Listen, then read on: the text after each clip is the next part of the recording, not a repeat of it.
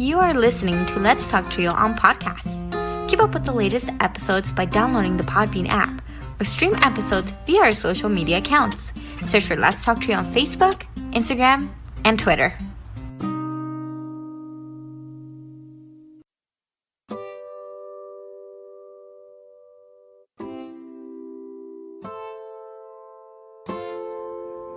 This podcast episode is brought to you by Longsdale Publishing. Is your program seeking ways to assess your students' college readiness? Does your program need a tool to document the effectiveness of your program? Longsdale Publishing is excited to offer the Strategic Learning Assessment, a 20-minute online assessment that provides recommendations and strategies to improve academic performance across 11 learning areas: communication, critical thinking, effective learning strategies, focus and concentration, growth mindset, persistence, seeking help, sense of belonging, stress management, test preparation, and time management. For as little as $3 per student, the Strategic Learning Assessment identifies strengths and areas for growth, along with tailored recommendations for each learning area. Want a complimentary sample account for yourself and 5 students? Contact Longsdale Publishing at 727-389-8026. Again, that number is 727-389-8026. Or visit our website for more information at www.longsdale.com. That website again is www.longsdale.com. Longsdale Publishing, your partner in student success.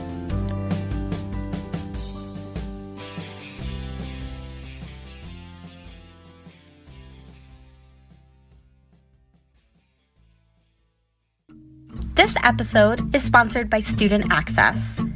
Student Access, the leader in Trio software.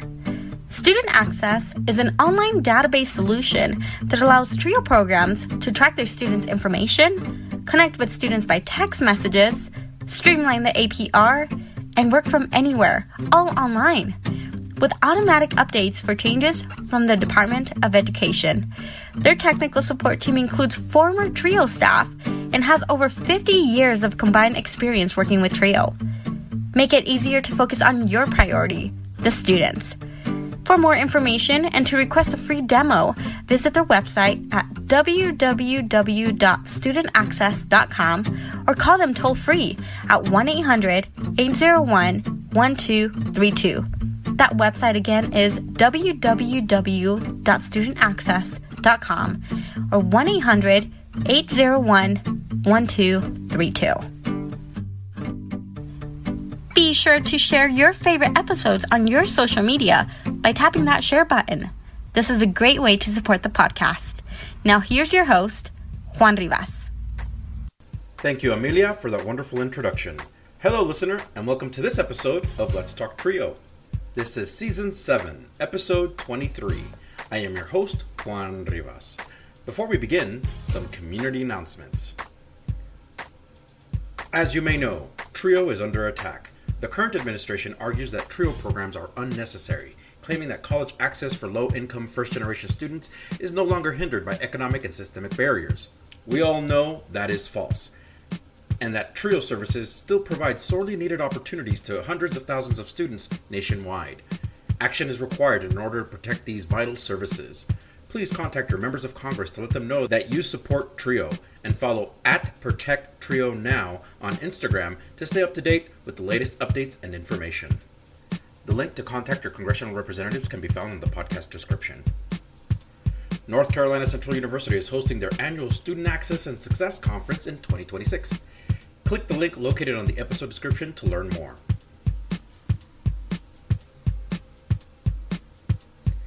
In today's episode, we have Dr. Estevan Parra-Guerrero, the director of the Fresno State Trio Upward Bound program. Estevan is on the podcast to share his journey into Trio. Coming up in just a bit, Dr. Estevan Parra-Guerrero. A heartfelt thanks to our individual supporters, Angelica Villalpando, Rosario Riley, Dr. Ryan Barone, Dr. Jamie Motley, Dr. Jeff Napudi, Angelica Valdez, Felicia Rivera, Eric Lamaster, Jeff Calden, and Jaded Electronics. Thank you to our corporate sponsors, TrioJoblist.com, Nosotros Education Center, Longsdale Publishing, Student Access, and TheTrioStore.com, powered by Proforma. Visit www.thetriostore.com, your source for Trio graduation stoles. Thank you all so much for your continued support of this podcast. You too can be a sponsor of the podcast. Head on over to Patreon and search for Let's Talk Trio. Choose one of 4 patron levels. You can support this podcast for as little as $1 a month. If you own a business that serves the Trio community and want to sponsor the podcast, we have different sponsorship packages available. Contact us for details. Become a supporter with a one-time donation to the podcast business PayPal account. Our business handle there is @Let'sTalkTrio. Your support helps lift Trio voices. If you would like to nominate a participant, staff, or alumni to be on the podcast, send us an email at letstalktrio@gmail.com. That email again is letstalktrio@gmail.com. Again, a great episode featuring Dr. Estevan Parra-Guerrero, Director of the Trio Upward Bound program at Fresno State. Sit back, relax, and enjoy this episode.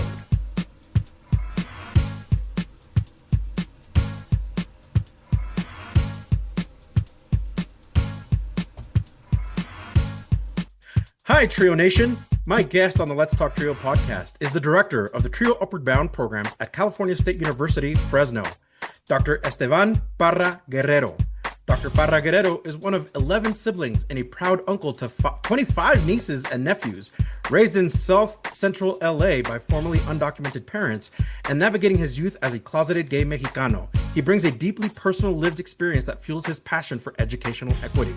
After earning a business degree and leaving a Fortune 500 company, he went on to pursue a master's in higher education administration and leadership. Most recently, he completed his Ed.D. doctoral degree in educational leadership and was named the 2025 Dean's Medalist by the Kremen School of Education and Human Development. Now serving as director of Trio Upward Bound, Dr. Parra-Guerrero supports 153 low-income first-generation students in achieving their college dreams. In recognition of his impact, he was named the 2024 Director of the Year and is a 2025 recipient of the 40 Under 40 Award in Central California.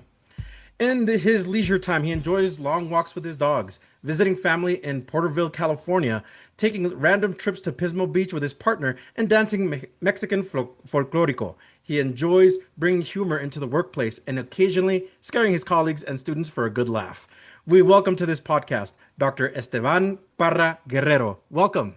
Juan, thank you so much for having me. We look forward to this plática, this conversation. Thank you. We are so thrilled to have you. Thank you so much for giving a bit of your time today to talk about you and your Trio journey. Gracias. Thank you. How are you doing today, Estevan? You know, I think like many Trio professionals, many educators, we're just going with the flow, right? Trying to find the positive in every dark and negative situation, right? So I'm doing good, personally. I'm doing good. Thank you for asking, Juan. Awesome.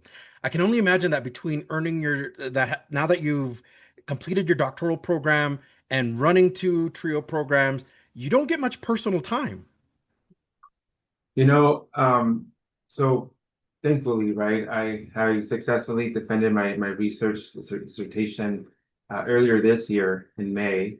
And congratulations. Gracias, thank you. But, you know, it was 8 consecutive semesters, so 3 straight years, no summer breaks. Wow. And you know, I did transition from in the middle of my doctoral degree. I did you know, started this position as a director. So it's never recommended, quote unquote, right, to start a new position, a professional role in the middle of a master's or doctoral degree. But I did it, you know, and I look forward to sharing more in the near future of why I did it. But to answer your question, Juan, you know, I it's really about having a support system at home and in the workplace. And that's what really helped me get to the finish line. So it's kind of like what the current president of Mexico said, I didn't arrive alone. We all arrived together because it really took a village to earn this degree. That is wonderful. I love that. How do you find your time for folklorico? I'm so sorry. The words are kind of stumbling in my mouth. How did these interests develop for you? And yeah, how do you find time for these moments of joy? Yeah, so with Recodico, it's people ask, "What's your hobby?" And it's not really a hobby; it's a passion. And I discovered that more than 10 years ago when I was a senior in high school. I was trying to fit in with my new school, and I joined a Recodico class. At first, I'm not gonna lie, I was ashamed, about that piece of my heritage, but it was through Mhm. Recodico that helped me reclaim my identity as a first generation Mexicano. And, it's really personal to me. So when I came to Fresno State as an incoming first generation freshman in 2008, I auditioned for the Folklorico group here at Fresno State and I made it. And the rest was history. I danced for 10 years professionally. So um, from time to time, again, because time was very limited and pursuing my doctorate and running two trio programs, I Yeah. was call. My director would give me a call and like, are you free next week? I can't, I'm writing. Or are you free this Saturday? I can't. I have a trio Saturday academy. But Hmm. from time to time, I would still support the program because it really supported me with my mental health and wellness. So as we noted in your intro, you live in Fresno, California. What do you like most about Fresno? So I was born and raised in South Central Los Angeles, as you mentioned earlier, Juan. And at the age of 16, my junior year in high school, my parents decided to gather my 10 siblings and, relocate to the Central Valley. And one of the things, I never went back home. I never went back to LA. I came to Fresno in 2008, so 2 years after arriving to Porterville, California. Um, I stay here in Fresno, and people ask me, "Do you see yourself going back?" And the truth is, I don't. Fresno, the Central Valley, not just Fresno, Hmm. but just the Central Valley is home to me. So what I enjoy about Fresno, Juan, everything appears to be at a much slower pace. Hmm. You go to San Francisco, which I love to visit. You go to LA, you go to San Diego, and it's always fast paced, but here it just reminds me to slow down, and appreciate the agriculture, right? So Hmm. I also believe that here in Fresno we have a strong community, and it keeps growing. I live near the Tower District, and I really love everything that happens in that area. Every other weekend there's an event in Tower District. Like just yesterday, there was it was like a puppy fest. So all Oh, community wonderful. members, yes, they dressed their puppies in Halloween costumes, and they were walking down the heart of Tower District. So pretty cool stuff going on every time. That's awesome. I Yeah, love that. yeah. Uh, California is a wonderful state. It is my birth state, and every other year I take my kiddos up there to California for vacations. This last spring break, we went up there to Hollywood and the Santa Monica Pier. So it's almost easy to forget that California has a variety of like things to do. And like I think people know Los Angeles and they know San Francisco, but there's like surrounding areas that most folks don't know about. Yeah. No, and I agree, Juan. I mean, and I know people, through professional development or whatnot, visiting different states, people complain about California being too expensive. But Mm. I always have to remind myself, if you hop on your car, and you go from Sacramento, drive all the way down to San Diego, you remember as to why it's worth living in California. Now, Hmm. I do have to say, Juan, I do believe that in California we do live in a bubble. It's Mm. we are like our own little world, our own little country, because the great experiences that we have in the beautiful state of California perhaps is not the same when you go to, Texas or Dakota or Philadelphia, right? Hmm. So, Hmm. and that's why we always encourage our high school students, right? Our colleagues, like go out there and explore, let's visit other institutions because it California is beautiful, yes, and is not the same in the other 49 states. So we have to be That's mindful so of true. that. Yeah. Absolutely. So, what is something that 2025 has taught you? Um, that's a good question, Juan. They're all great questions, but this one right here definitely hits home because, I strongly believe that we currently live in a very divided country, very divided Mm, society. hmm. And you know, I see it that there's current, bills that are being passed or, in Congress or, House of Representatives being discussed. These are bills that essentially do not dismiss my existence as a first generation gay Latin, right? So let's unpack this real quick. Recently, um, essentially it was made legal to racially profile people who look like us walking Hmm. down the streets. Hmm. And so now, Juan, as I'm trying to learn more about myself and what does this mean to be me right now in this current society, in this current world, I've learned forgiveness.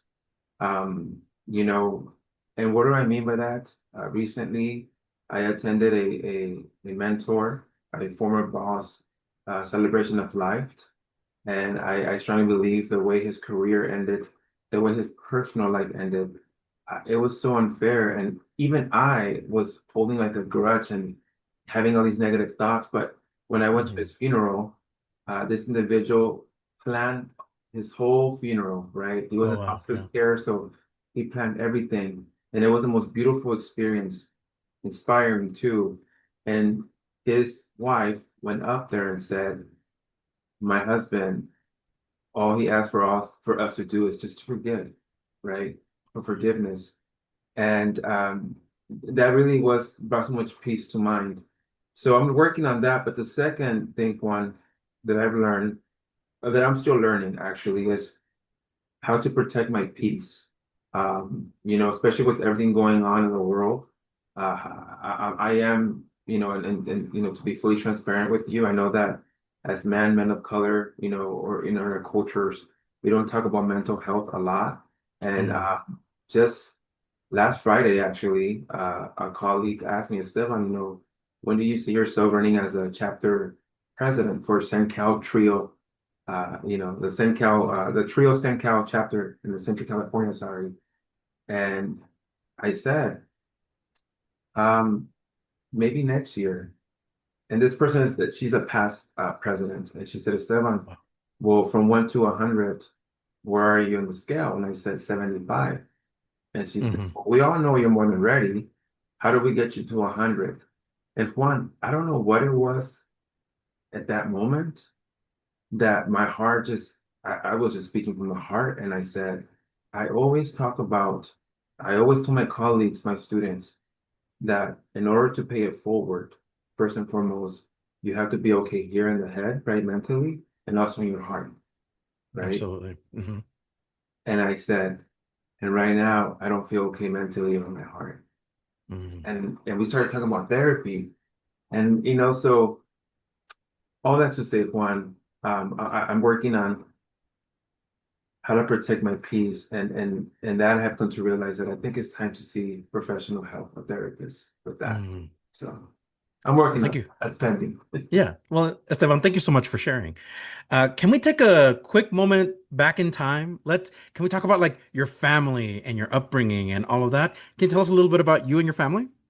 Of course. So dad and mom was born in Jalisco, Mexico. Dad was born in Michoacan, Mexico. And in the mid 80s, they decided to, like many people, pursue the American dream. And they came to Los Angeles, California, where they had, 11 children. And I was, again, born and raised there. And it wasn't until my high school years that my parents decided it was time to move. The gangs, the violence, the drive-bys, the shootings, this just became a norm. And that's not obviously healthy. So Hmm. my parents decided to, again, relocate to the Central Valley. And And that's pretty much how we ended up here as a family, as a unit, one. That's awesome. I love that. Um, how would your family describe you? Huh. You know, it's interesting because my dad and mom, they are the definition of opposites attract each other, Oh, right? really? Uh-huh. They bring that balance. My dad is very funny, people's person, very straightforward, right? Very straightforward. My mom, she tries to find all the positive and the negative, always asking people just ask for forgiveness, forgive people. No matter how bad they hurt you, just forgive. Uh, Hmm.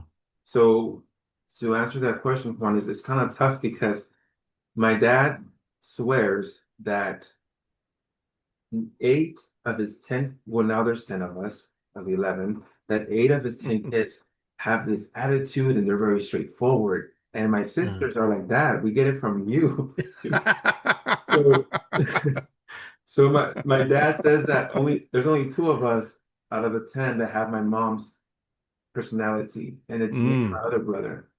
And I'm Hmm. thinking, no, Dad, I think I'm in the middle. I'm in, and I giggle when he says, only you and your brother Tony have your mom's personality. And I'm like, no, dude, when I have to pull your character, I pull it out, when I have to defend myself. So Right. I guess, but here's the ironic part. I would say like my dad, Juan, ironically, we share the same name. Ironically, and I'm not the first. I mean, usually in the Mexican culture, they name the first child after the dad, right? Or the first Yeah. daughter, mom. Right. Well, I'm seven, from oldest to youngest. Wow. And my dad decided to name me after himself, Esteban. And the most ironic thing ever is that I look just like my dad. If I was to show you a picture of me who's 35, yeah, Spitting image. at the mirror, exactly. Isn't that funny how that works in families where you identify that people ask you like, who are you more like? Are you more like mom? Are you more like dad? And then as you divulge a little bit, they're like, you kind of sound like dad, or you kind of sound like mom. Yeah, exactly. We'll be right back after a word from our sponsor. Are you seeking guidance to enhance your TRIO project's effectiveness and success? Look no further. Nosotros Education Center, NEC, is here to empower your TRIO project with expert consulting services. NEC's mission is to promote the effectiveness and impact of TRIO programs. Since 2003, NEC has specialized in providing professional development and in-service staff trainings, allowable cost services, for TRIO projects across the country. The team at NEC, with over 60 years of combined TRIO experience, offers customized workshops and seminars for project staff, compliance assessments, external evaluations, working on and submitting APRs, database customization and training, development of policies and procedures manuals, and project implementation or reorganization services. Additionally, NEC has secured over $774 million in federal funding with a 92% success rate through their live and on-demand proposal workshops, assistance with data collection and review, detailed technical reviews, and comprehensive proposal development services. Join the hundreds of colleges, agencies, and TRIO projects across the country who benefited from NEC's expertise. Nosotros Education Center, your partner in TRIO's project success. Visit their website at nosotros.edu.org. Again, that's nosotrosedu.org.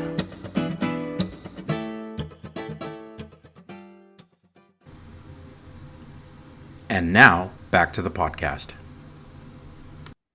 Can you share a memorable part of your childhood? What sticks out when you think about childhood?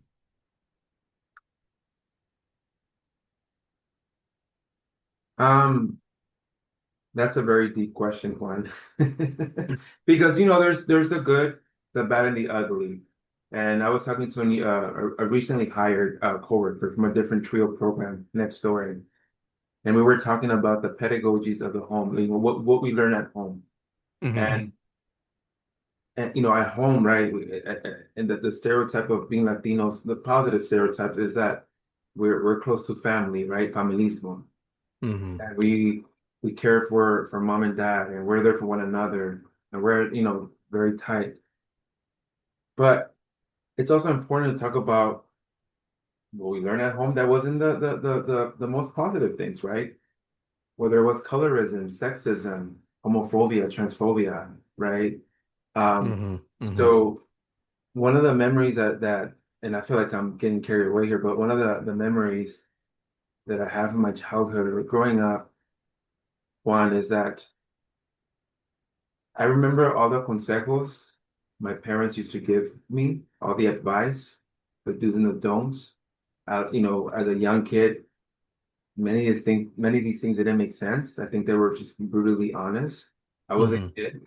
But now as an adult, I'm like, aha, I have those like epiphany, like those moments, those aha moments. Uh-huh. Uh-huh. Um, but I would say that my parents, as poor as they were, growing up, I remember that they would try to have a Sunday fun day with family.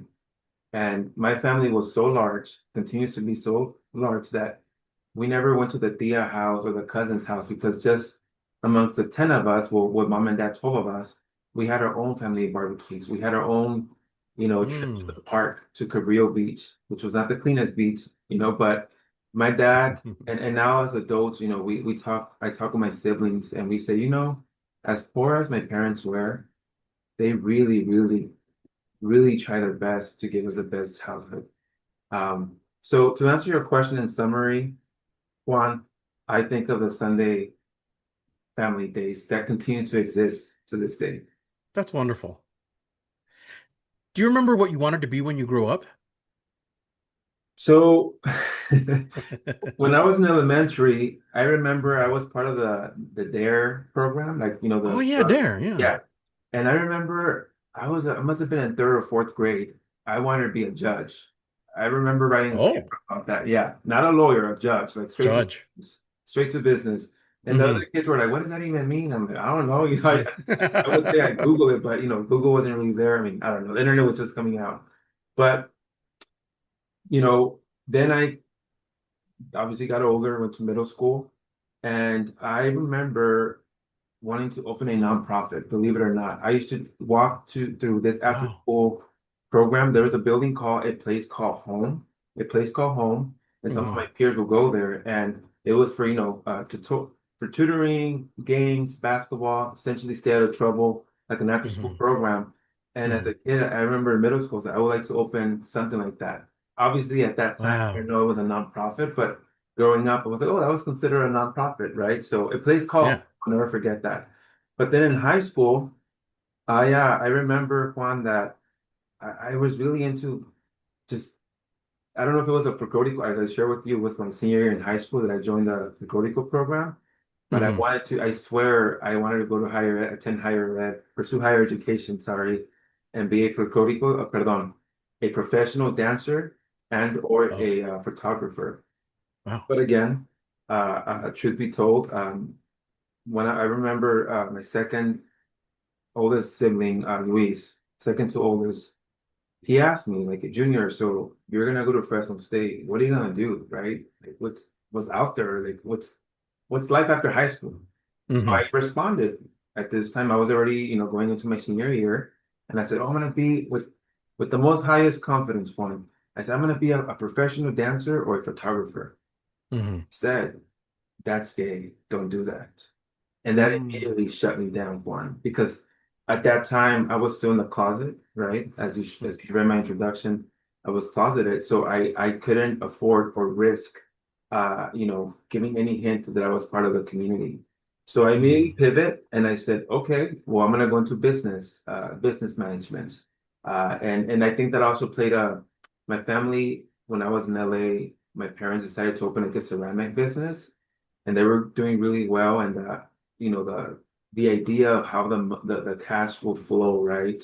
Um, you know, investing and producing and all that good stuff. So when my brother, And again, I don't blame him for that. Times were different. I'm sure as I share with you, Juan, my family is really tight, so I'm sure they're gonna listen to this podcast. So Luis, you don't have to text me that you're sorry. You don't. It's okay, brother.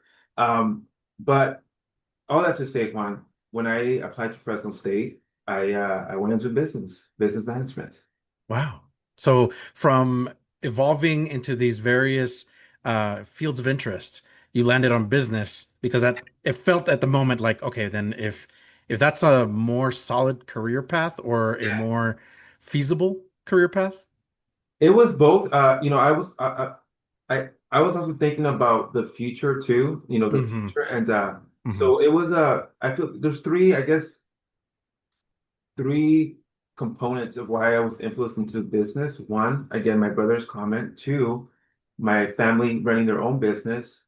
But three, again, I knew that in business, it was going to open way many doors than going into a field that's more, discipline center, like, oh, liberal studies, Right. right? Well, then likely Right. going to go into teaching. Or so for me, it was business management, not accounting, not marketing, not human resources, business Business.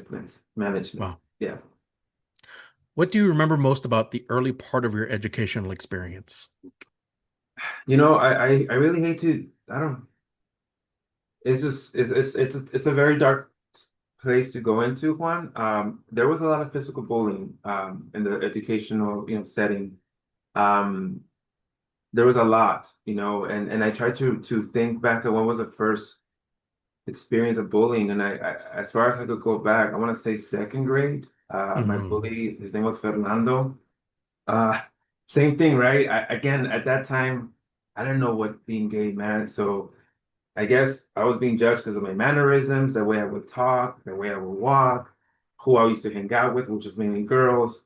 And so there was a lot of physical violence, physical. Mm. Um, and I do remember though too, Juan, when I came from again from South Central Los Angeles to Porterville. Again, these are words that at that time I didn't know what they meant, but I remember my junior year in high school, Juan, I went into like the counseling office guiding and because I met some peers that were part of Avid, if you Hmm. were Avid, and I tried to apply, mind you, now it's a new setting, a new atmosphere, new students. For the first time I met white people, Asian, Punjabi, right? We didn't have it in South Central. In South Central, all of my friends and community members were African American, Black, and Hmm. Latina or Latinx. So when I came to Porterville, I started questioning our education system, Hmm. and I started asking myself, is it my zip code? Is it the color of my skin? Is it my language, my last name? Like, why all of a sudden in Porterville Unified School District am I getting all these amazing resources thrown at me? So I mentioned that one because at the age of 16, without even knowing, that's when I started to become, I guess, passionate about the field of education, right? Wow. Uh, Okay. Without even knowing, because I was questioning and challenging and also sharing the resources with those who were not part of Avid. Anyways, all that to say, I guess I was bugging too much that my senior year, the Avid teacher quote unquote adopted me as her avid child.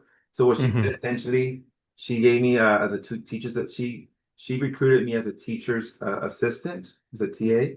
I Oh, think it's cool. called a TA, a student Yeah. assistant pretty much. So I could get all the information. I could hear and pay attention about FAFSA, the CSU application, and all that good stuff. Wow. So it sounds like navigating a kind of resource now filled and it's there, right? Wow. Right, right. Um, how did your family prepare you for your entry into high school? Into high school, Hmm. uh, I mean, to be honest, one and again, times were different, but think about them trying to raise, 10 kids. Um, That was a lot. yes, I have to say it was really their consejos, their advice, don't screw up, right? Don't be part of the statistic. You don't want to end up working in the fields. You know, so it wasn't like you know pretty much you get what you get. It wasn't, we didn't have the privilege of like, oh, well, this high school has more ratings than this school. My parents have no idea how to I mean, you know how it is as a first gen, student or professional. We had to navigate spaces that aren't built for us, right? So Right. all of that, really, I have to give a shout out to my, older siblings, because I would tap on them like, hey, well, how did you navigate high school? Or, or they would look out for me. Um, you know, so it wasn't really my parents. I think to my parents, yes, it was a consejos. Um, it was advice, right? But if more than likely, Juan, I mean, I'm talking about more than 15 years ago. I'm almost sure it was my older siblings who were helping me out navigate high school or get prepared for high school. Sorry. Oh, wow. Okay, so they really kind of help forge that path forward into high school. Pretty Like, much, right? And again, there's such thing called observational learning, right? true. So by observing too, like, okay, my brother did that. That was a consequence. Don't do that, right? My sister did this. It worked out for her. Let's try that. Sure. So it Yeah. was a lot of observational learning. Let's talk about your involvement level in high school. Did you identify early on like educational interest or extracurricular interest for you? I guess yes or no. I mean, for sure, middle school, I was not part of anything, but high school, my freshman year, I was so lost in the world, right? I mean, I used to wear the baggiest clothes one. I mean, was this early 2000s fashion, late 2000s fashion? Well, I don't know, but that almost I mean, I almost got my behind whooped Oh multiple no. by different gangs because I will walk through the neighborhood, from school, walking to my home. Sure. Yeah, And yeah, yeah. hey, fool, what do you claim? And I'm like, I don't claim nothing. I'm just trying to go home. Oh. But I was trying to fit in. So, I saw Yeah. the cool boys wearing baggy clothes. So let me Yeah. wear my baggy Raiders jersey and my Lakers, which by the way, they were not mine. They were my oldest brother, right? Who double the size as I was. Hmm. But Hmm. my sophomore year, I remember that was I attended three high schools. One, I don't think I mentioned that, but I went to three different high schools. And my sophomore year, I moved to my second high school, and I remember I tried out for track and field, and Hmm. I am not making this up, man. I ate it. Like I was sprinting so fast that I tripped and I landed on my stomach and I slid like the movies. And Oh. I'm like, I'm done. This is embarrassing. So I remember I was walking after school, after that embarrassment of falling, and I saw Armando, who now owns a barber shop in LA.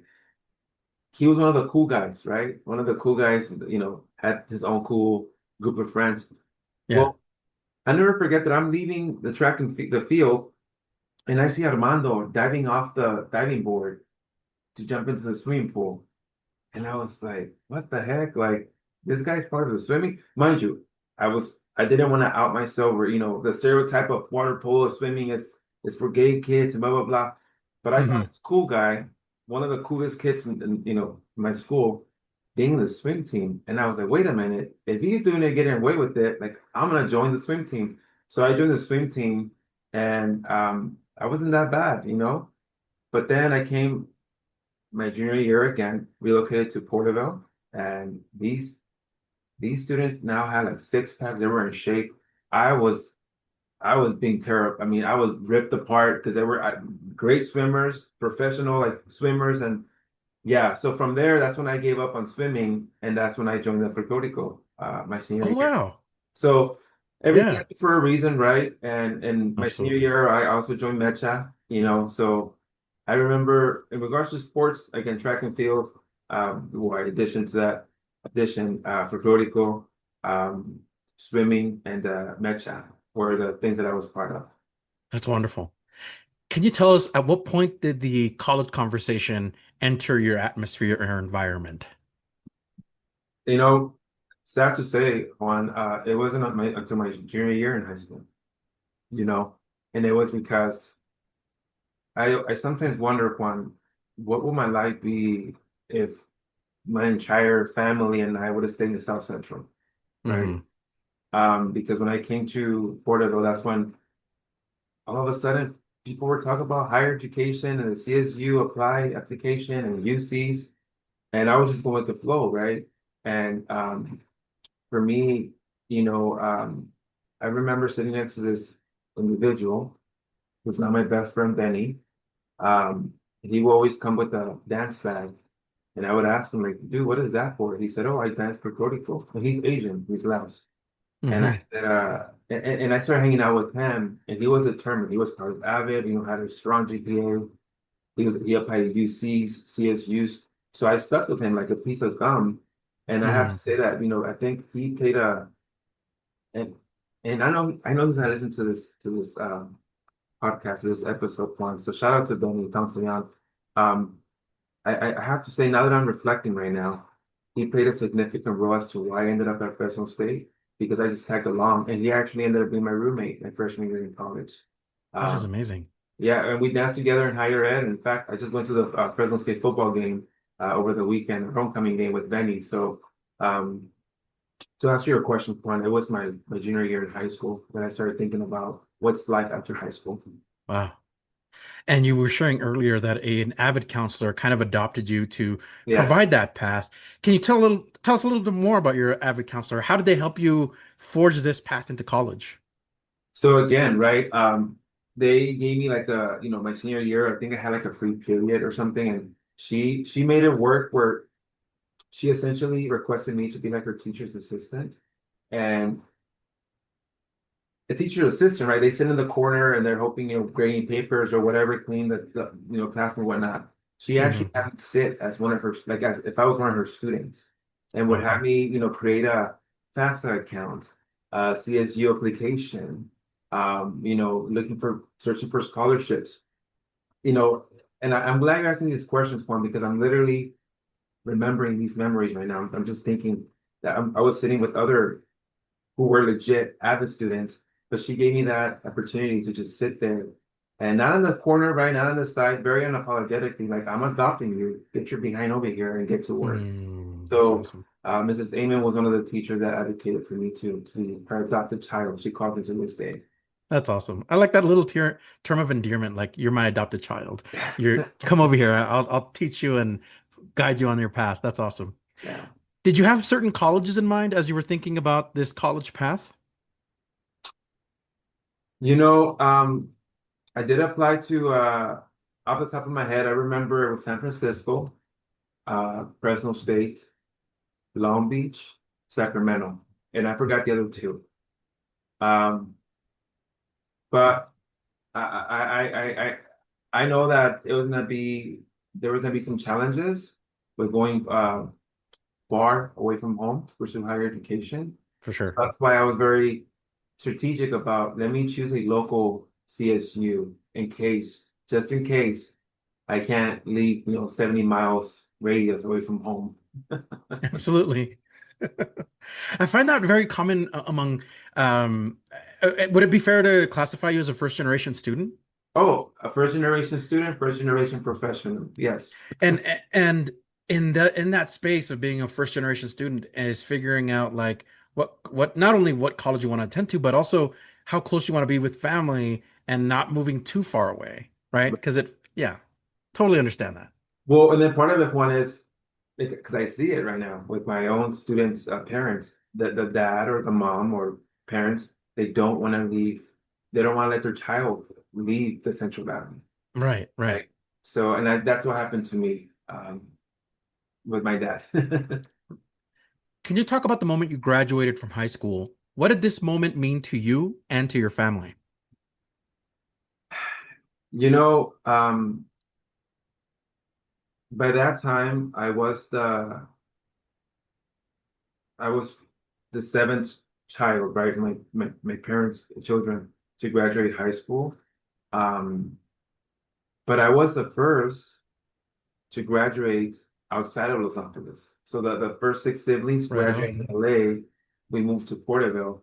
Hmm. So again, I that was by that time that was the third high school that I attended, Granite Hills High School. I was Hmm. there my junior and senior year.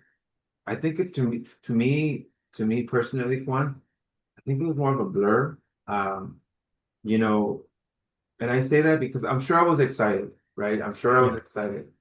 But right. again, when you can't be your true self, right? Because you have to hide an identity for safety purposes. Um, I imagine it was exciting, but I also, it's a blur when I think of that question. Um, yeah. Absolutely. But you ultimately decided to attend CSU Fresno. What steps did you take to prepare to enter your first semester in college? Well, Juan, as I briefly shared earlier, I'll never forget, I the first institution that accepted me was San Francisco State. And it was a beautiful one-page letter, like on an envelope. It Oh, wasn't yeah. folded. It was just a nice, clean one sheet. Did it come in a packet? Like usually, right? I remember when universities used to send those big packets of Yeah, acceptance. yeah, Okay. yeah. And the first person I told, I want to say it was my dad. And I still remember this vividly. He was coming from work. I met him in the front of the house. And I said, Papá, me aceptaron a la escuela de San Francisco. Dad, they accepted me to, San Francisco State. And his response was, ¿Estás loco? No te vas a ir tan lejos de la casa. You're crazy. You're not gonna go that Oh. far away from home. You're crazy. Mm. So that, no, it wasn't no congratulations. It was like, you ain't going that far. You're Right. not going that far. So again, that's how I selected Fresno State. The first time that I had a campus tour was the first day of classes. You know, that was the first time that I explored Fresno State Hmm. when I started in the fall of 2008. Um, and I again, Juan, I'm a firm believer that things happen for a reason because I was not prepared for higher education. I think that if I would have went against my dad's will and said, nope, I'm gonna go to SF State, I think I would have never graduated. I would have gotten Hmm. into a lot of bad trouble.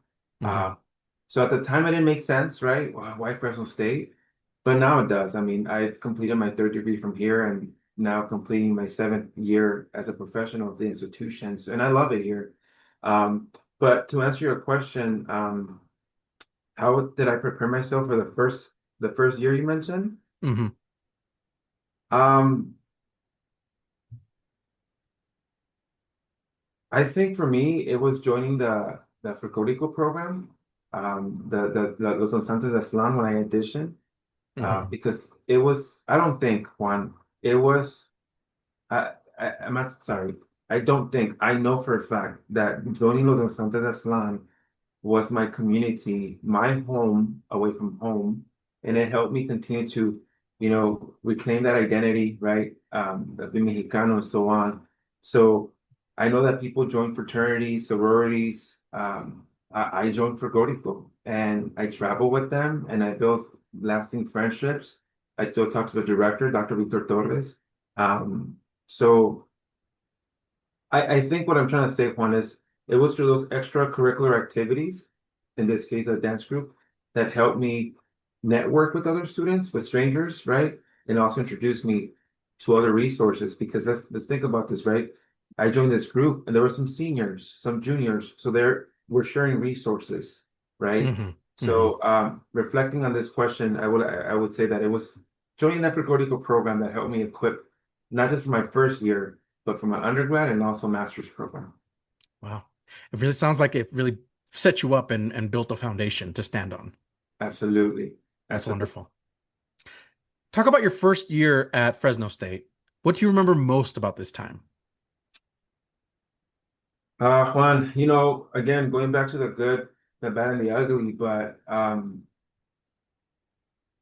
only sharing this because I, I want one, I identify as part of the LGBTQ plus community, but two, um, I always wonder if I went through this, I wonder how many students across the nation are going through something similar. But my Mm. freshman year, one, I went to the Student Health and Counseling Center for some blood work.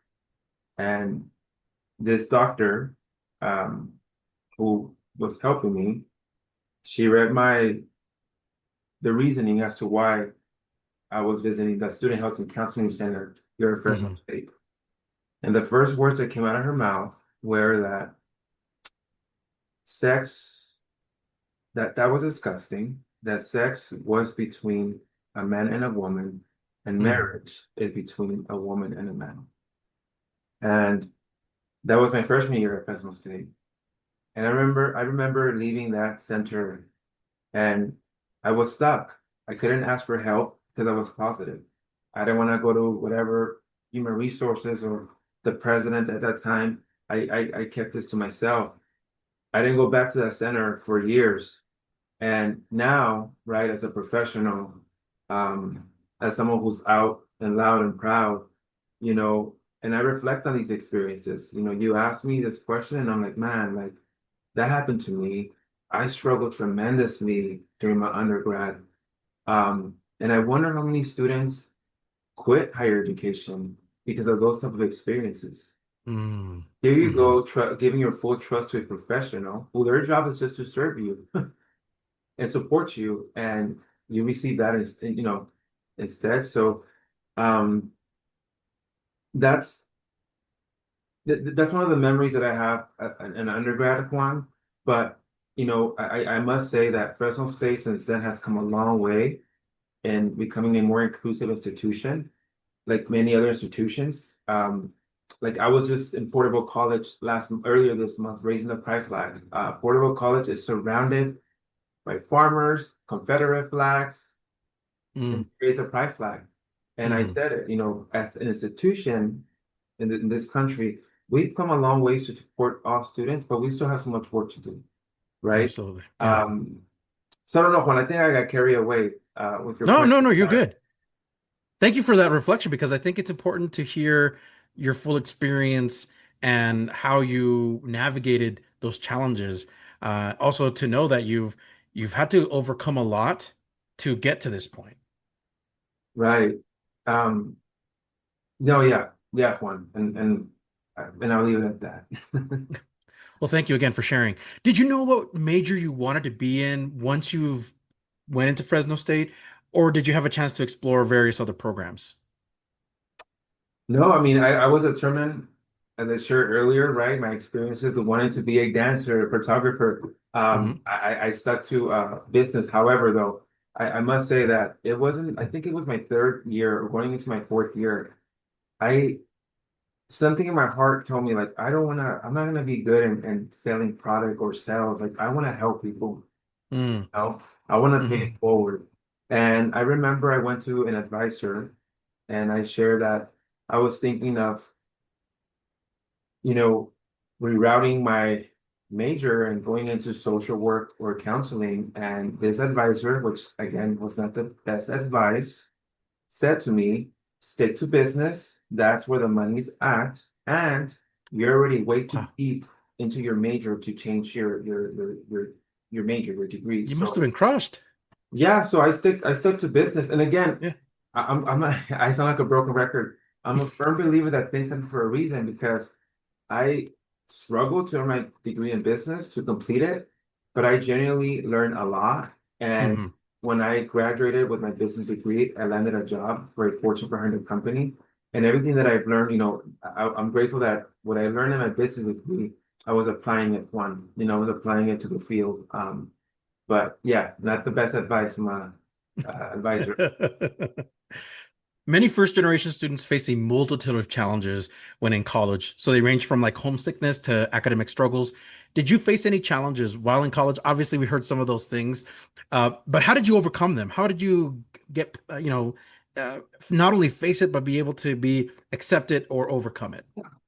Well, look, Juan, I have to say, and it ties back to the my earlier response about that experience I had with homophobia. And I have to say, this person's no longer here. Presentation was released many years ago, but um, there's always someone in the room who is ready to listen to your story Hmm. and who is ready to offer a hand and a shoulder to lean on.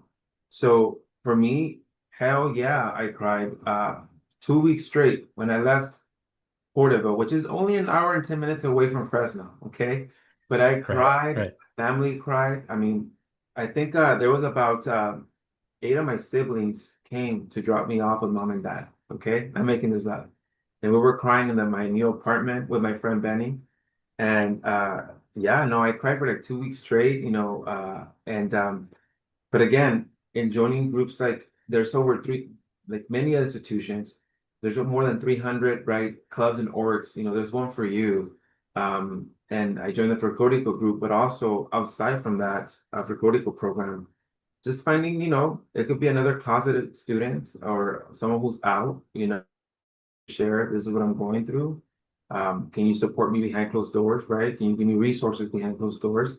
But now as a professional, Juan, now as a first-gen professional, I'm here to tell students and even coworkers, you're not alone in this journey, right? No matter how dark this tunnel gets, I promise you, we will and we can find a light at the end of this dark tunnel, right? You don't have to do it alone.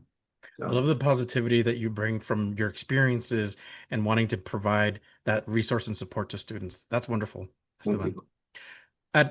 So I'm going to rephrase this question because I feel like I already asked it, but I want to know that did your family's business and what you wanted to do in the future play a huge factor in your decision to stay as a business major? Yeah, 100%. 100, I mean, you're talking about two undocumented partner that came from nothing and they started a ceramic business and it was a family business. It was literally, I wish I could show you some photos, but literally the back of the backyard of the house, one person was painting, the other person was mixing the ceramic, the other brother was, shaking, with the molding the ceramic, and then the other brother was loading up the orders on the van, driving to downtown LA to sell to businesses. It was literally all a family, function, and Wow. yeah, that's why I said the cash flow, right? How it will go in and roll around and exit. So that definitely played an influence in my decision to pursue a degree in business. So there must have been a certain career you were looking after. Was there something that you were looking at to land in? This is embarrassing, not kind of, but when I was in high school, when I first started Fresno State, same question. My sister Stefania, she asked me, Junior, so what do you want to do with this business degree? Again, don't judge me, listeners, don't judge me, but I told my sister, and she reminded me earlier, actually a few months ago, and I was embarrassed, but I told her that I wanted to open a nightclub, and I was gonna A call it nightclub. Naughty Angels. Don't ask me why. I don't know why.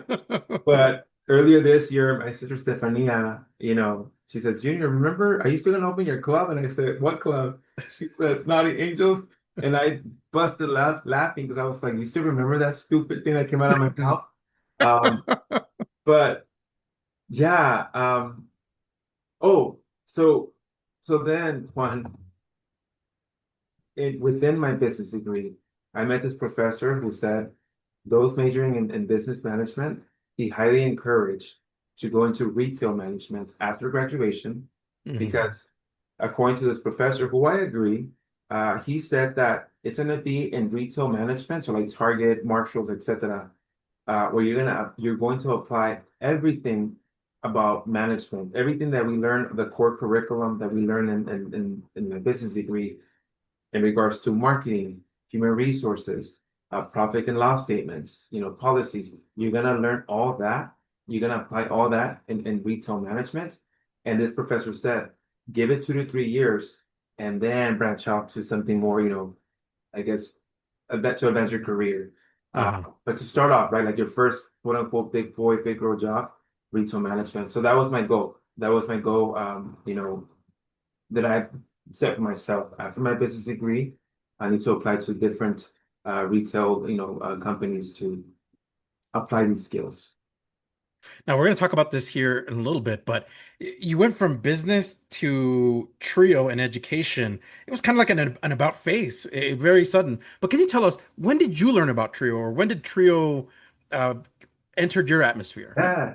So again, it took me 6 years and a half to earn my degree in business. Barely graduated with like a 2.56 GPA, but we did it. Um, we did it, but and I do have to say though, on a side note, Juan, I did have I think it's called undetected or undiagnosed ADHD. Again, we didn't talk about Mm, mental health.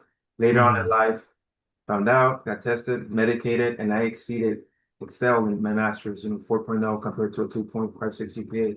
But 2014, I graduated, business degree. uh, January 2015, started working for this Fortune 500 company. And I knew again that I was enjoying what I was doing, but in the back of my mind, I said, I really want to just help people.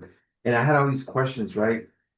Quote unquote, I I did it, right? I have a 401k now, but what about my friends in South Central LA? That Mm, have the same support, etc. So I had all these questions. So I'm saying that to say that the following year, that's when I applied for my master's degree in education because mm, my goal was then two reasons. One, I wanted to go find out my why, the answers to my questions, was it my zip code? Why is it that, my friends in LA and myself didn't get the resources, but then I came to the Central Valley and better teachers, better.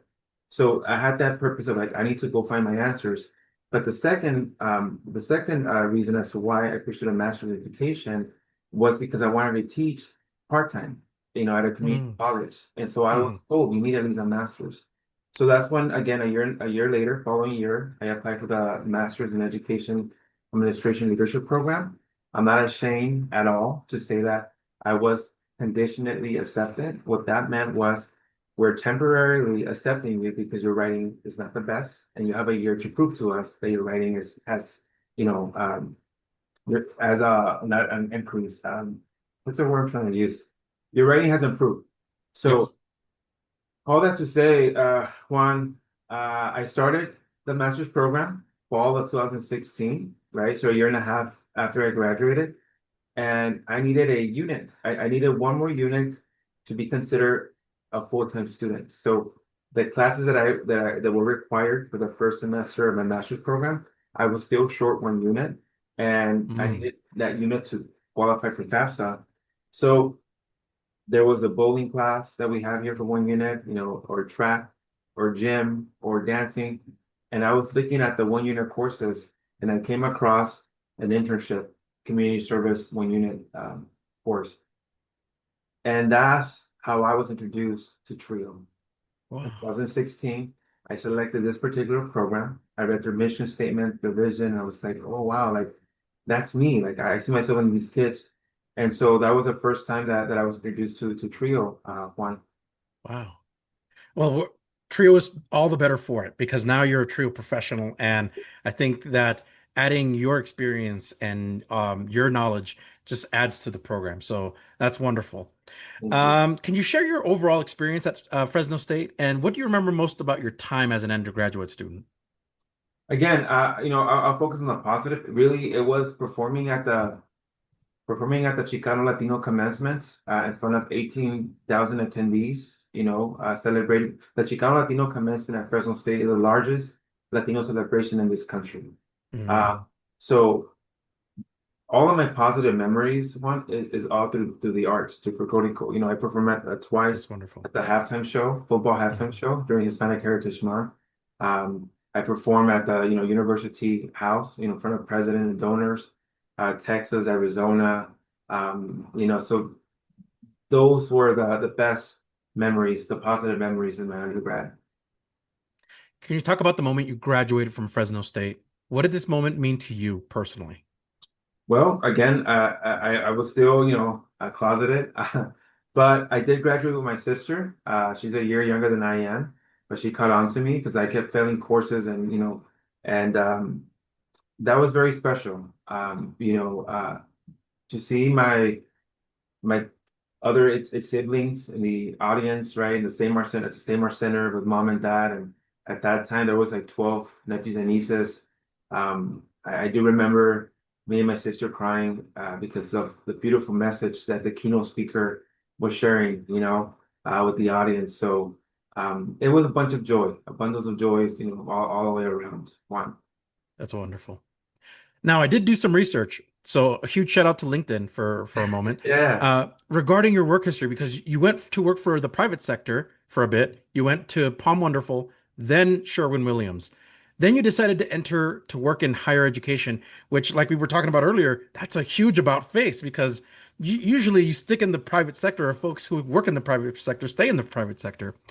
What inspired this transition? Yeah, so again, as I shared earlier, my goal was to just stay as a manager at this Sherwin-Williams, Fortune 500 company, and then in the evenings just teach a few, courses in community college. But then I started the master's program, and I was just overwhelmed with so much knowledge. And I said, no way, I want to commit to education 100%. Like, screw I want to commit to education. And so fast forward, it was the third semester. So there's 4 semesters in the master's program. It was fall of 2017. I was essentially giving a talk like this, as a first generation grad master student. How was I navigating spaces that I have built for us? So I was sharing my Hmm. story, right? Yeah. And someone in the audience, huge shout out to Dr. Maritere Lopez, was there, and she listened to my story. I went home. A few weeks later, I get a call from Dr. Maritere Lopez, and she says, "Hey, I heard your story. If you are serious about rerouting to supporting education 100%, I have a very, very entry level position for you. Now, I'm telling you now, you are going to take a huge pay cut because like I already told you, but I can afford you. However, she said, getting into higher education as an educator, it's really competitive. And again, if you're serious Mm-hmm. about committing to education 100%, this is your chance. And so, yeah, in the spring of 2018, right before I graduated, Juan, I started working at this position. I was supporting first gen graduate students. Oh, I was awesome. supporting them, yeah, succeed in their grad studies, the master's program. And then from there, after a year and a month, I applied to another position to do DEI work, diversity, equity, and inclusion. I was there for 3 years, and one of my mentors asked me, Esteban, where do you see yourself? And I said, when let me backtrack one. When I Yep. started my entry level position with Dr. Maritere Lopez, she asked me, Esteban, the grant's gonna end soon, right? It was a grant, HSI Grant B, federally funded program. She says, the grant's gonna end soon. Where do you see yourself so I could help you get there? And I said, there's 2 offices I see myself, the DEI, the Multicultural Center, and Upper Bound. And it's Mm-hmm. crazy how life works, one, because I actually fulfill those 2 centers. I did my DEI 3 years, and then I applied to Fresno State Upper Bound. Now, it wasn't all unicorns, truth be told. I applied as a counselor 2016, and I didn't get a call for an interview. Then in 2020, I applied again as a counselor, and I was a finalist. And I didn't get the call, the offer. So this, years passed by, and again, I'm just grateful that I learned that it didn't work out during that time because I wasn't ready, I don't think. So the third time, I said, you know what, third time's a charm, go big or go home. The director position is open. Let's go ahead and apply. And so I'm Mm-hmm. going on my third year now, Juan, as a director of Fresno State Upper programs. Like you said, everything kind of works out for a reason, and that's wonderful. Yeah. Sandwiched between all of this in your entry level position, plus, uh, or correct me if I'm wrong, it was during your during the master's program that you had to work and go to graduate school and juggle your personal life. How did you manage all of that? You know, it's interesting because when I was pursuing my master's, I was working in Porterville, an hour and 15 minutes away at Sherwin-Williams, that company, Fortune 500 company. And I did the math one, which I shouldn't have because I was very upset during that time.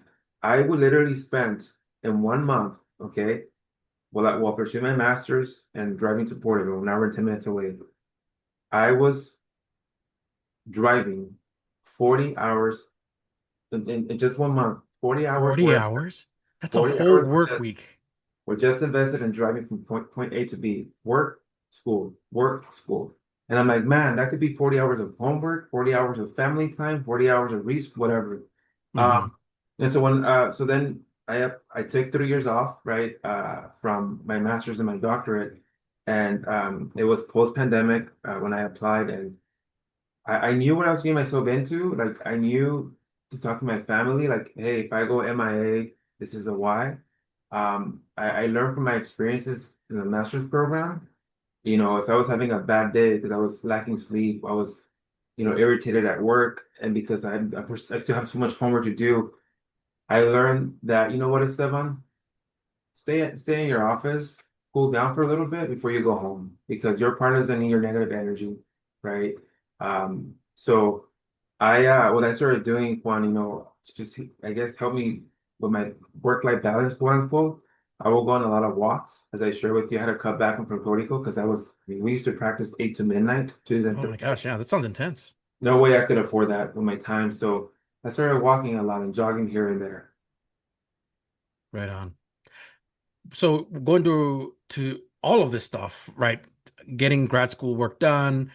Can you share with the audience what is the difference between being a undergrad and graduate student to you? What is the difference? So to me, it's interesting because when people ask me, well, what's easier, undergrad or master's? And it's like, it just depends, undergrad, you're all over the place. You have to take different classes and you're in your own pace, which is not a good thing because then you stay like me, 6 years and a half, right? And it's okay as long as you get to the finish line. One of my mentors, he took 10 years and it's all good. He's very successful now. But my master's is more structured and it was cohort based. So Oh, we cried together, we laughed together, we got upset at each other, but we always talked it out. Um, so, with the master's then, Juan, it's more, I guess, uh, like, I guess academically discipline focused, right? Like, it's just pretty much straight tunnel vision, right? As opposed to undergrad, it's scattered. You have your electives, you have your upper courses, your lower courses, and you have to kind of manage that on your own to see, wait, I took the wrong class. Didn't count, right? So as opposed to your masters, they're very structured. Like, here's your flow chart. You have 30 units to complete this in 2 years. Get to work, right? yeah, So so I true. personally enjoy my master's much better for sure.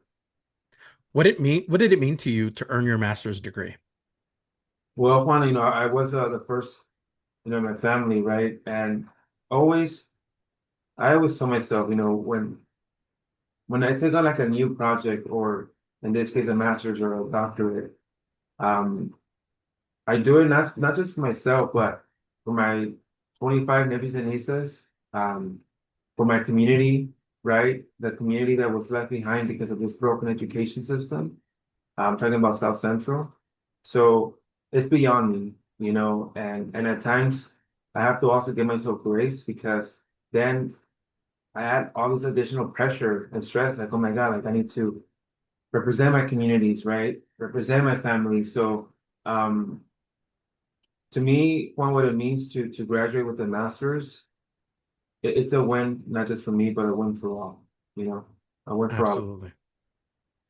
Okay, so now we're going to come back to your change into higher education and your Yeah. experience as a trio. Can you talk about your career here before being the director? I know you shared a little bit about working in a grant and attempting to apply into your programs, but can you share a little bit more about this transition and phase of your life? Yeah, so I came to Fresno State well, I've been here since 2008, but as a professional in the spring of 2018. And Dr. Maritela Lopez told me, Esteban, again, if you're serious about higher ed, I got you. I'm going to mentor you. I'm going to help you get a more permanent position. Now, check this out, Juan. I had a very promising career at Sherwin-Williams. I mean, I used to get my quarterly bonuses. We're not going anywhere. This company has been around for more than 150 years. It's one of the oldest American companies. Um, so you want to talk about financial stability, right? A promising Yeah, job career. there. Esteban, what are you doing? Transitioning to this other field. Because when Dr. Maritela Lopez invited me, she said, just to be clear, there's only 2 years left of this grant and we're not being renewed. So it's a risk, but I promise you I'm going to help you through mentorship. And so I trusted her. And she did. She delivered. She helped me. And it's in that building, Juan, next to us, there was a multicultural center. And when I used to go to the restroom or walk through the hallway, I used to see Dr. Francino Pura, who was a director, may she rest in peace, of the Cross Culture and Gender Center. And, I always wanted to learn more about other people who look different than me or have different beliefs. So I would attend workshops that were facilitated by Dr. Puda. You know, Hmm. Hmm. people talked about respecting people's pronouns, and I'm like, what does that even mean? Like, it was my ignorance, lack of education. So I said, you know what? Let me do my part and at a workshop, attend a workshop. And I had to remind myself one, which I hope the listeners in this audience also picked on this, but when you serve as an educator, right, you're here to serve all students. It doesn't matter the color of their skin, their sexual orientation, right, their gender identity. You're here to serve all students. And for that reason, I was challenging myself, attending this DEI workshop. So the reason why I'm saying that, one, is because that my participation in these workshops, then it turned into something beautiful. The director of the center, of the Multicultural Center, said, Esteban, I may have an opening as an interim coordinator. Are you interested? And so I said yes, as an interim. Another risk, because it was only a 3-month appointment. I then still had to apply. I applied and I gave them 3 years and a month. And I got to the point, Juan, to answer your question. I said, I maximize all the skills. I gave this multicultural center everything that I could. I left the program and higher standards. It's time for someone else to take the lead, and it's time for me to pursue a different position at a higher capacity to serve more students at a larger Hmm. scale. Hmm. And I that's the reason why I told you earlier. I said go big or go home, Esteban. I'm gonna return to Upper Bound, but this time not as a counselor, not for the third time, but this time as a director. And so here I am, Juan. Yeah, here you are 3 years later. It'll be three in January, right? Yes, yes. What is something that you've learned about yourself while in this position? Uh, Worst thing that I learned about myself. Um, Give me a second one. Sure thing. I think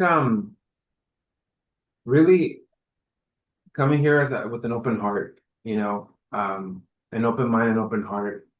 And it's not so much that I learned about myself, it's just I was reminded because again, I'm first generation, right?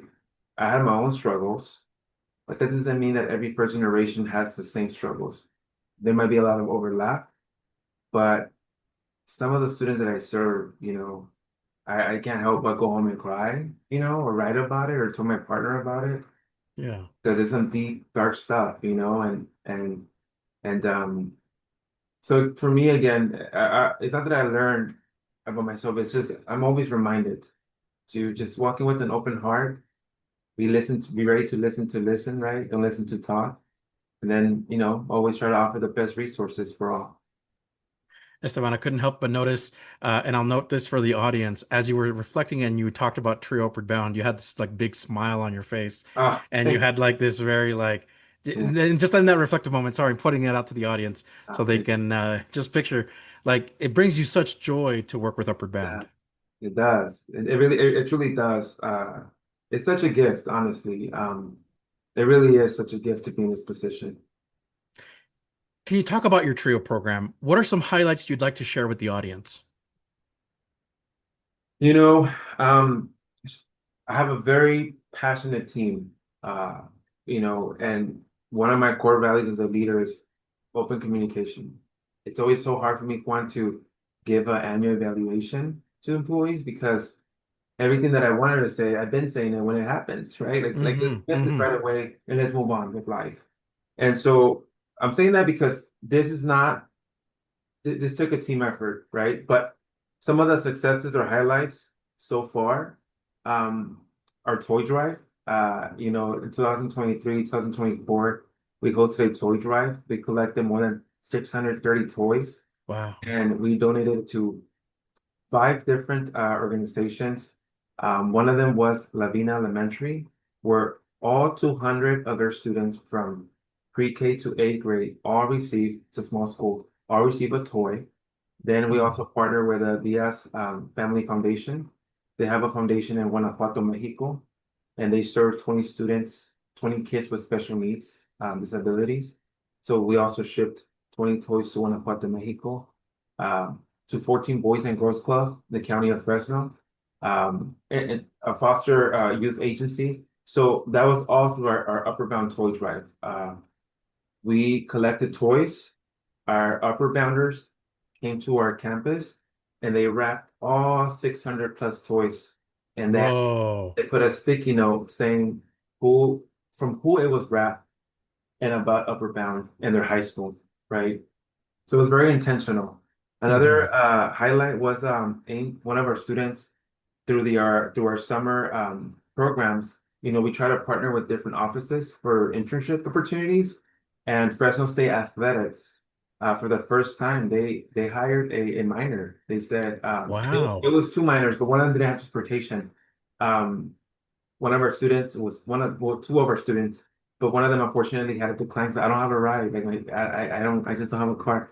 But the other student who did accept, um, yeah, uh, the Department of Athletics said this is the first time that we hire a minor, but they're so great kids. They did phenomenal work, and they even their senior year in high school, they were still working, and they came to Fresno State. They had a job waiting for them in athletics, Wow. right? Um, and then another, highlight, which is really common with not just with Upper Bound Fresno State, but across the country. One of our students, last year she was accepted to Johns Hopkins University, and it's a 7% acceptance rate, and she did it. She packed her Wow. stuff and went to Baltimore, and she's there succeeding and thriving. Isn't that like a medical school or what like they have a focus, don't they? They I cannot tell you off the top of my head, but all I remember is that it's a 7% acceptance rate. And when you see That it is on intense. Fox News, ABC, they did a whole segment of her because, That's awesome. parents are, field workers, work in the fields, and she packed her stuff and left. That's awesome. Well, congratulations to your student. Let me ask, what is your favorite memory so far working with Trio Upward Bound? I'll share a few, Juan. Last 2 summers ago, we went to San Diego State University and UC San Diego. At San Diego State, they have a Chipotle. And so we gave our students gift cards so they could buy with the exact dollar amount and change. So they could order a burrito or quesadilla, etc. And so we had about 68 kids that summer. They're making line, and I'm observing, right? Staff, for the most part, that they eat at the very end. And I'm observing, and I see a group of like 5 students who are just off to the side, and they look confused, looking at the menu. Mm. So I said, wait a minute, this is not sitting well with me. So I went up to them and I said, hey, chicos, chicas. I said, are y'all getting ready to order? And they were just like quiet. And I said, have y'all been to Chipotle before? And they're like, no. And I said, oh, I Oh. said, it's like Subway. And they were still so confused, Juan. Mm. And I Mm. said, have y'all been to and I was being extra careful with my tone, right? I don't want to make them feel less than. I said, wait, have y'all been to Subway before? And they're like, no. I said, you got it. I'm gonna go in front of you. I'm gonna cut you. You're gonna see how I order my food. I order for you, but I want you to learn. Okay? Hmm. So just follow my lead. Hmm. And that right there, Juan, I was just reminded, right, that the people who we serve, right? That's The awesome. students who we serve and the families.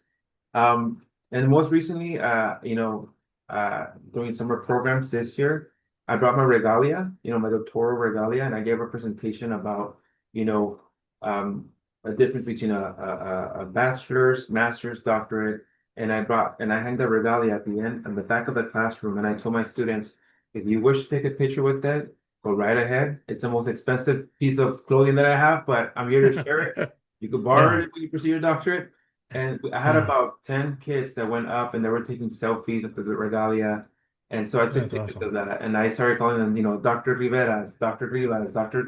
Just to Oh, that's awesome. manifest that. So it was pretty amazing. The power of manifestation, I feel like envisioning, right? Helping the students see themselves in that. 100%.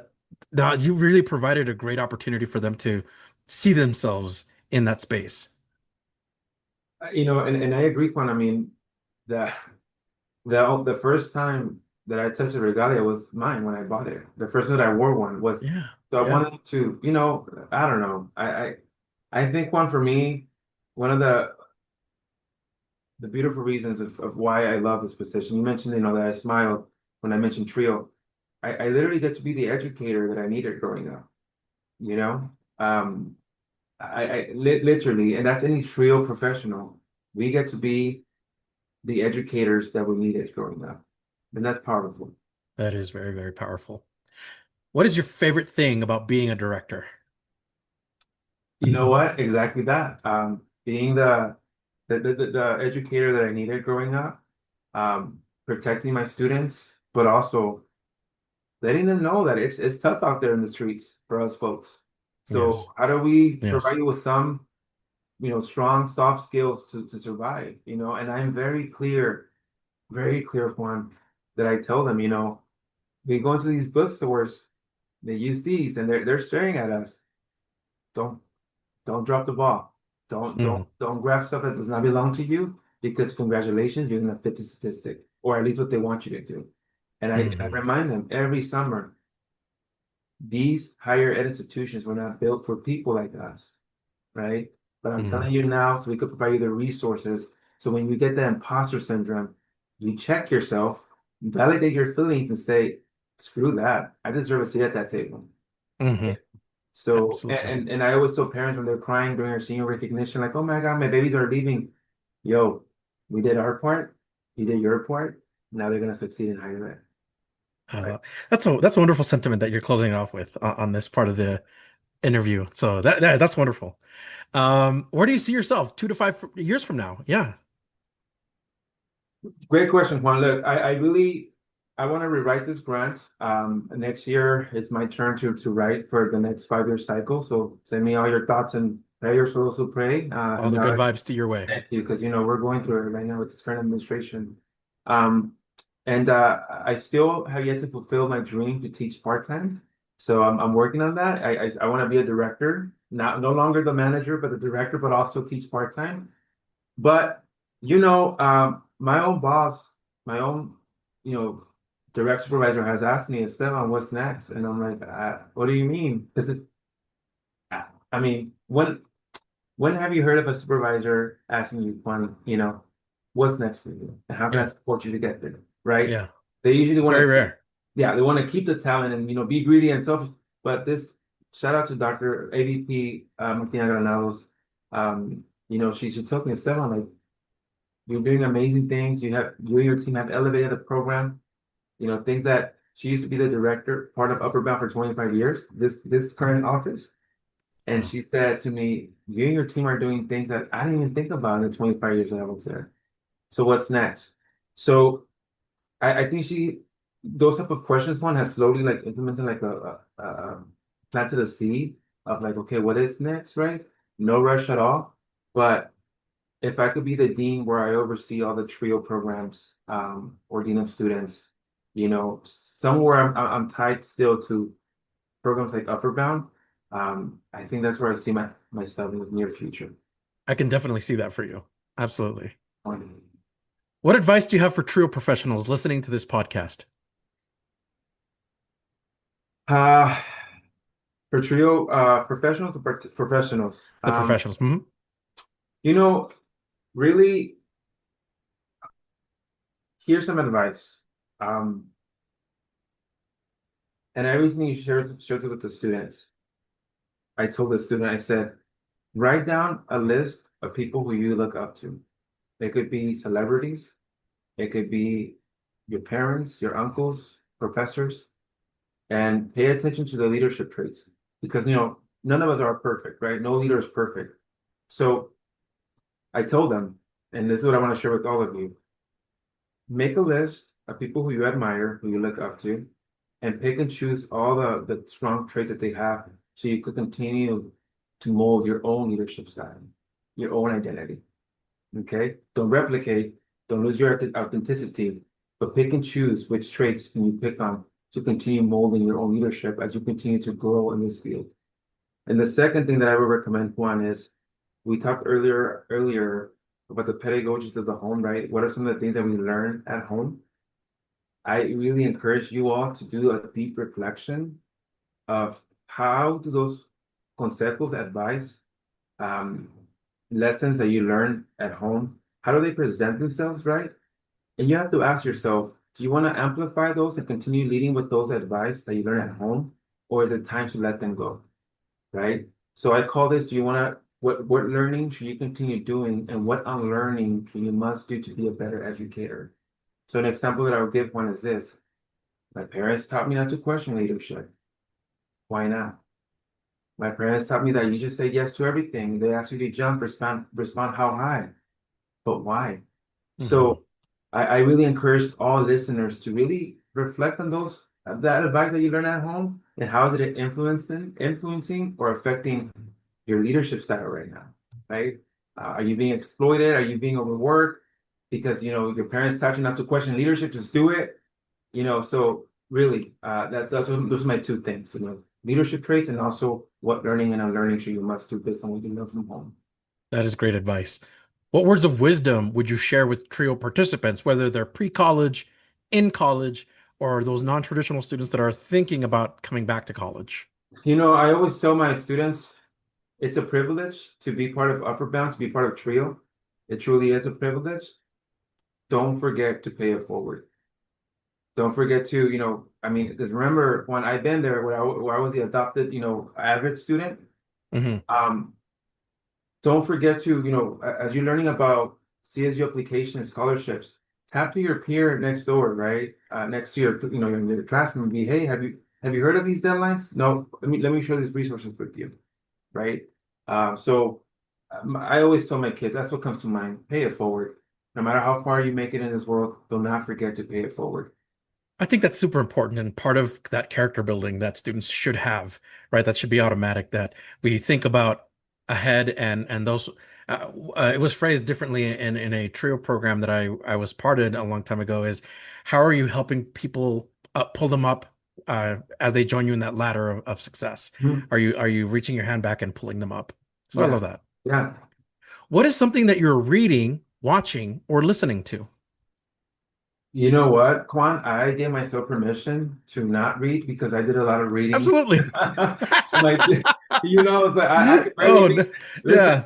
I could barely read this emails. I'm like, oh, do I really, this could have been a conversation. But no, right now, I'm really, what I'm really listening to like just ADHD, like music, just sounds, just to, I tend to be my brain just gets really overstimulated with everything that's going on. So if you literally search on Spotify, ADHD music, it's just all sounds, no distractions. But I Mm, do, from time to time, podcasts for sure, especially when I'm driving home.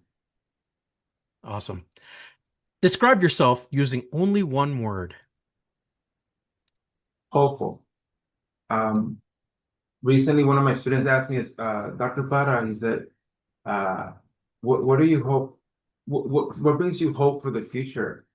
And I said, literally, you all, my trio upper bound That's student, wonderful. because you are the next generation who's going to take over. And a form of resistance one is showing up. For me, it's showing up. And I could have easily, Absolutely. quit this job. I'm done with Trio. We didn't, we might not get our funding. I'm done. I stuck it through the end, even though we went 21 days without our budget because the administration was holding it. Oh yeah, that's right. That's right. We all still showed up, my entire team. So I was asked that question, what brings you hope to students? So the reason why I describe myself now in one word is hopeful because look, you could be resilient, right? You could be strategic, you could be intelligent, whatever. But once you lose hope, it's over. And Mm, nothing matters. mhm. So I need to remind myself, it's hope and hope for the future. Well, thank you, Esteban, for building the hope, creating spaces for hope, and always having that beacon lit for your trio program. Appreciate you, Martin. Esteban, once again, it has been a true pleasure listening to you and your trio journey and talking about your path in education. Again, thank you so much for sharing your story with us. Thank you, Juan. I really appreciate this space. We have a tradition on the Let's Talk Trio podcast where we have the guests do a sign off. Do you care to do the honors? Absolutely, Juan. And I'll leave you all with the following to our students, you have the most powerful voice in the room. Use it. To our trio staff and leaders, especially our first generation professionals, Many of us were raised to believe we shouldn't question leadership, but I'm here to remind you, you have a voice, and you deserve a seat at the table. And of course, Raekwon, never doubt your worth. Keep fighting the good fight, and together, as I shared earlier, we can and we will find a light at the end of every dark tunnel. And finally, to all the abuelas, tíos, my own brothers, or everyone who's listening, I want to leave you with a gift, a quote from my dad. My dad said to me once, and I read it in Spanish, first and in English. Tienes que ser como un pájaro. Si alguien te tumba el nido, vuelve a volar otra vez y construye otro. You have to be like a bird. If someone knocks down your nest, fly back up again and build another one. Thank you, and as always, Trio works. Are you a participant, alum, or staff of a Trio program? Do you want your program highlighted? You or your program could be featured in an upcoming episode of Let's Talk Trio. Get a hold of us by going to our Facebook page or Instagram and send us a direct message. Search for Let's Talk Trio. We want to get your story to the public.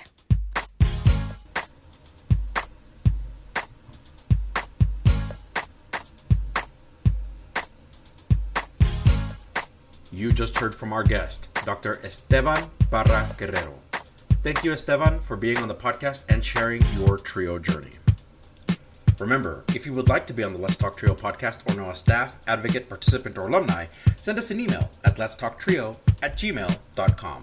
That email again is letstalktrio@gmail.com.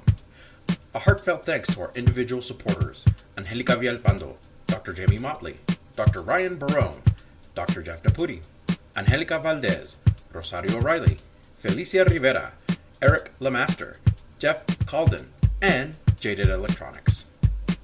Thank you to our corporate sponsors, TrioJoblist.com, Nosotros Education Center, Longsdale Publishing, Student Access, and the Trio Store, powered by Proforma. Visit www.thetriostore.com, your source for Trio graduation stools. Again, thank you all so much for your continued support of this podcast. You too can be a sponsor of Let's Talk Trio podcast in one of three ways. Become a monthly patron on Patreon. Our base level starts at $1 a month. Become a corporate sponsor by placing an ad on the podcast. Contact us for details. Become a supporter with a one-time donation to the podcast business PayPal account. Our business handle is at Let's Talk Trio. I'd like to take a moment to thank our honorary members of Let's Talk Trio podcast, Roger Chambers, Tony Ho, Scott Kendall, and Susan Cramp. The Let's Talk Trio podcast team is John Russell, audio engineer, music producer, composer and performer, and post-production editor. Amelia Castañeda, script supervisor, marketing manager, social media manager, and producer. Juan Rivas, executive producer and host. Be sure to follow the Let's Talk Trio podcast on Facebook, Instagram, and YouTube. This episode was recorded Monday, October 27th, 2025. Thank you all so much for listening, and we will catch you on the next episode.